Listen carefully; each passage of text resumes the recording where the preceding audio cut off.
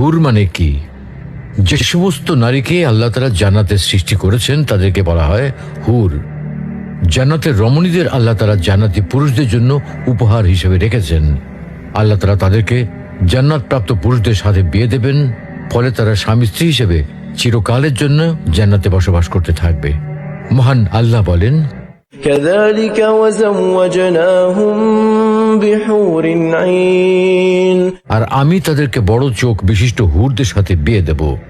জান্নাতের হুর হবে চিরকুমারী ও সমবয়সের প্রেম সোহাগিনী। জান্নাতে একজন হুর যদি দুনিয়ায় একবার দৃষ্টি দিত, তাহলে আকাশ ও জমিনের মধ্যবর্তী স্থান সুবাসে ভরে যেত। পূর্ব পশ্চিম প্রান্তকে তথা সমগ্র পৃথিবীটাকে সুসজ্জিত করে দিত। প্রতিটি চোখ সব জিনিস থেকে দৃষ্টি ফিরিয়ে তার দিকে চেয়ে থাকত এবং সৃষ্টিকুল আল্লাহর প্রশংসা ও বড়ত্ব বর্ণনা করত। জান্নাতি পুরুষেরা যখনই তাদের দিকে তাকাবে, আনন্দে মন ভরে যাবে। যখন কথা বলবে, ছন্দময় মিষ্টি কথা দ্বারা হৃদয় ভরে দেবে। জান্নাতের রুম সমূহে যখন তারা ঘোরাফেরা করবে, তখন তাদের আলোতে রুমগুলো আলোময় হয়ে যাবে।